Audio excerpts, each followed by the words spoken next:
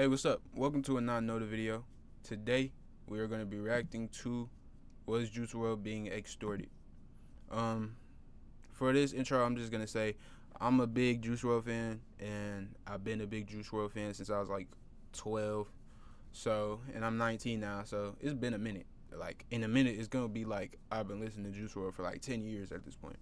So, yeah, no long intro. Let's just get straight into it. Also, if you want to watch the original video, the original YouTuber is Trap University. No spaces and 2 P's in Trap. So yeah.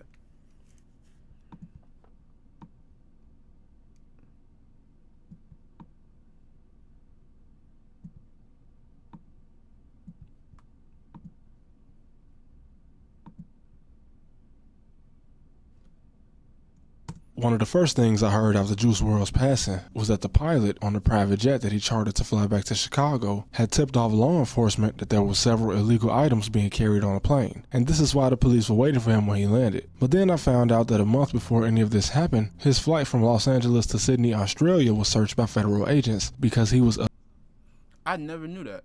That's something new I'm learning. I never knew juicewrld had already had his plane raided before in Australia, but that makes sense. Also, I'm pretty sure he probably was in Australia because he killed Leroy. happened, his flight from Los Angeles to Sydney, Australia was searched by federal agents because he was allegedly already on an FBI watch list. So what is actually the background of what happened on that jet? Now, it's important to note that despite some of his fans being angry at the pilot for allegedly calling the police, the pilot could have very well been an informant, or at the very least coerced by the FBI into providing information. I'm not sure if everyone knows this, but the airport is federal. If you're suspected in any way of crossing state lines, whether by plane or car, you've crossed into federal territory. So of course, if the FBI had checked one of his flights beforehand, why wouldn't they contact his pilot or any pilot that he chartered and order them to provide information? The FBI is not exactly someone you can withhold much information from, especially not as a pilot. Instead of trying to point blame at his girlfriend, the pilot, or whoever was on the flight, the question people should be asking is why over 70 Yeah, I hate when they blame stuff on his girlfriend, because his girlfriend was an addict too. Like, even though she was older than Juice, because Juice was 21, I'm pretty sure she was like 25, 26, 27. She was still an addict too, and Juice knew she was an addict. They both were addicts before they even met each other. So I hate how people be like, they put his addiction on her or his addiction getting worse on her, when in reality, if she wasn't around, his addiction would have gotten worse either way. And his other ex-girlfriend said the same thing. He's a rich dude. Juice said it himself, he's a rich junkie. If he want to buy any type of drug that he want, he gonna get it. It's not like he not in control of his money. Can withhold much information from, especially not as a pilot. Instead of trying to point blame at his girlfriend, the pilot, or whoever was on the flight, the question people should be asking is why over 70 pounds of narcotics were found on the plane. If it were just a few pounds, then I'd say it was all for personal use. It was his birthday week, and according to what his girlfriend told law enforcement, he was an addict. But 70 sounds a lot like trafficking. But why would an artist whose music has already gone gold, platinum, and even... I wouldn't say that automatically sounds like trafficking, just because Juice was the type of person that, from his documentary, he was the type of person to have a lot of drugs on him. He just had it all the time. And there's nothing in my mind to think that maybe he would stockpile on these things in case he just needed them, or he just overused them so much that he felt like he needed a big amount. So I wouldn't even say that's trafficking. A lot like trafficking. But why would an artist whose music has already gone gold, platinum, and even diamond while he was alive, living in Encino, one of the most expensive areas in Los Angeles, need to traffic anything? And also, he was only visiting Chicago. He wasn't living there. As I said, he lived in Encino. And this is confirmed by not only he himself stating that he lived in LA, but the Chicago Fire Department also confirmed that in his post-mortem report. But none of this was more surprising than finding out that his remains were transferred to Leak & Sons. If you're not from Chicago, you have no idea what this is, but it's a grimy funeral home in a very grimy area. And his funeral wasn't held there, but the mere mention of it made a certain hood pop into my head, No Limit, which is on 79th, just like Leak & Sons, only Leak & Sons is a bit further west. Now, I'm kinda unclear on what links a kid from the south suburbs to a hood on 79th Street. As juicewrld said himself, his mother moved him away from the hood a long time before he blew up. So the guy that signed him after being put onto his music was Lil Bibby, who was a rapper turned executive from No Limit, who also did not know Juice WRLD. When he met Juice WRLD for the first time, he was in a studio with other guys from No Limit who also did not know him.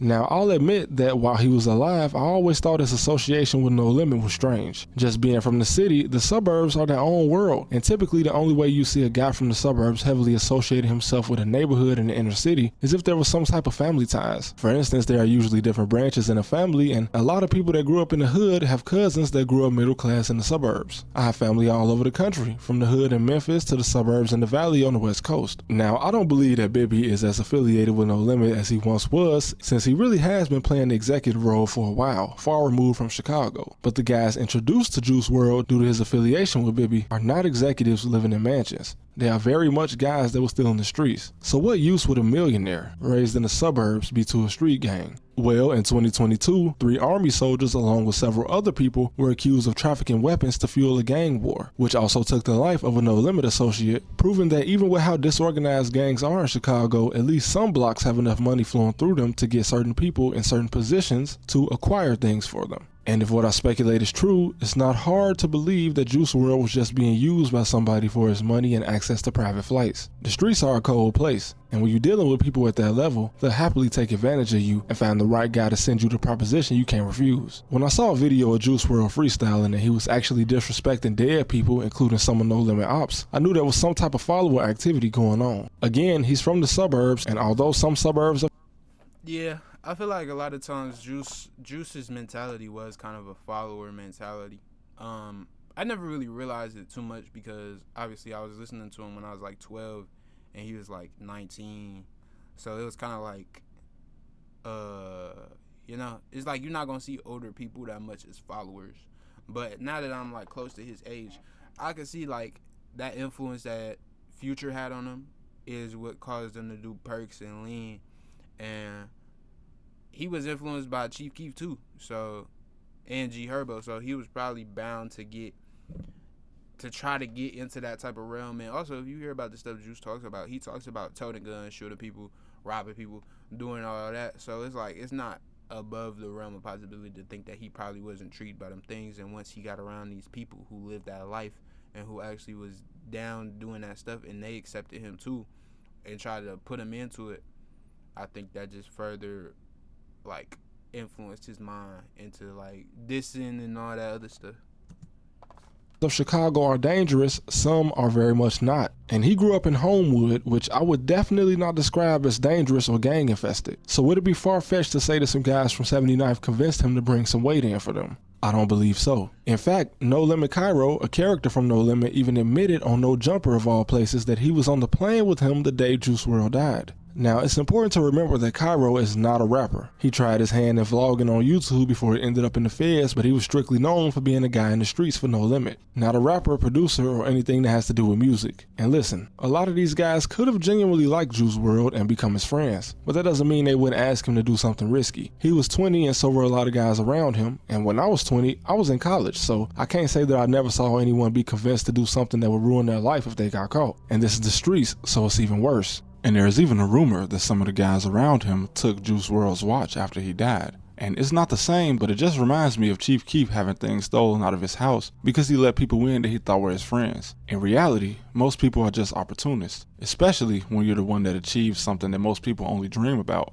I'm from 79th, so I can just imagine what these guys felt like flying on private jets with Juice WRLD and riding around LA in foreign cars. This is a guy that was more successful than any rapper and arguably any entertainer from Chicago ever since Kanye West. During his life, he was top 10 in all of music as far as popularity. Just standing next to him would have got you 50,000 followers. And Cairo, now I'm not saying that if what I speculate is true that he was involved, as Cairo is the only guy from that area that was smart enough to capitalize off his own name and affiliation with people more famous than him, and it led to him gaining hundreds of thousands of views on his own YouTube channel, earning his own money. And it's also important to remember that there is no current investigation into all of the things found on his plane. Some of the people that were on board with him were only charged with weapons, but whatever trafficking investigation the feds had open on Juice WRLD, they clearly thought he was the ringleader because the case is closed. And several No Limit members have been arrested since his death, including Cairo, but none charged with drug trafficking. The affiliation between Juice and No Limit just shows how naive he really was. Since he was discovered by a No Limit associate, and he's the one that put him in the room with the other label executives, he might feel like he owes some type of loyalty to him, and that's fine. And if the guys around Lil Bibby showed juicewrld support, and he felt loyalty to them as well, that's fine too. But being from Chicago, you would know that just being seen with some of these guys can make you a target, which is unnecessary, especially if you're not actually involved in what they have going on. No Limit is a very infamous hood, and they've been getting busy for over 30 years. Multiple generations, from back in the day when it was just called Terror Town to today with Drench Gang. These are some guys that you're only seen with if you're prepared to take on everything that they're into. And it's no secret, this has been one of the more intimidating cliques, like I said, for over 30 years. It's not just some group of young guys that jumped in the streets and started gangbanging. But maybe Juice was just so under the influence most of the time that he didn't even realize what kind of danger he was putting himself in just by being around them. And with the back door, I think he knew. I mean, when he talk about smoking people, he talk about smoking other people ops and stuff. juicewrld, dude. Like, it's not like we gonna act like he didn't know what this came with. Like, I don't think he personally had people that he lost to in the whole No Limit type of clique, but I do think he understood what went with it, because he saw Sosa and all them people and all that stuff. Like, you know, if you a big rapper and you associate with these people and you associate with these gangs and stuff, you know where it leads. Like, we all know Tupac, we know where it leads. Like, so it's not even, I'm not even gonna give him the benefit of the doubt. Like, he really didn't know what came with this for real. Always open in Chicago, it's hard for me to believe that juicewrld wasn't somewhat intimidated by these guys, as in his freestyle where he was dissing they ops, he even hesitated for a second as if almost rethinking his actions. But the person behind the camera dropping the rakes was most likely No Limit. Either way, if you want to believe that the police being tipped off is the reason juicewrld is no longer here, that's fine. But whatever was going on, it just doesn't look like something that he should have ever been involved with in the first place. Thanks for watching, and rest in peace to Gerard Higgins. I think the weirdest thing that always gets me is people think that juicewrld OD'd because he took a bunch of pills that he was trying to hide. That don't make sense. That just don't make sense.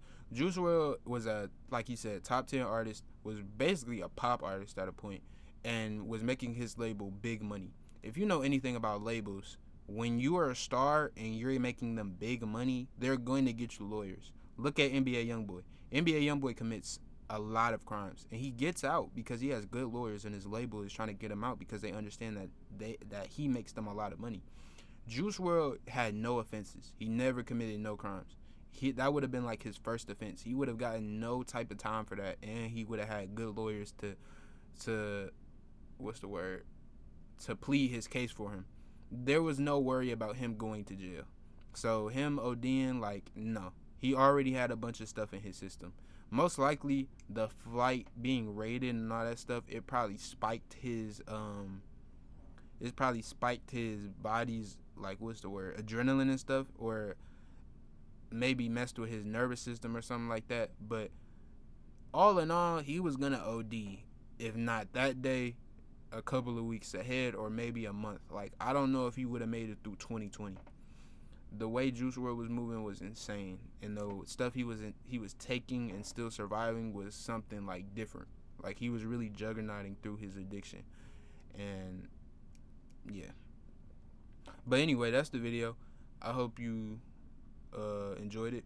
Like and subscribe, and I hope to see you in another video.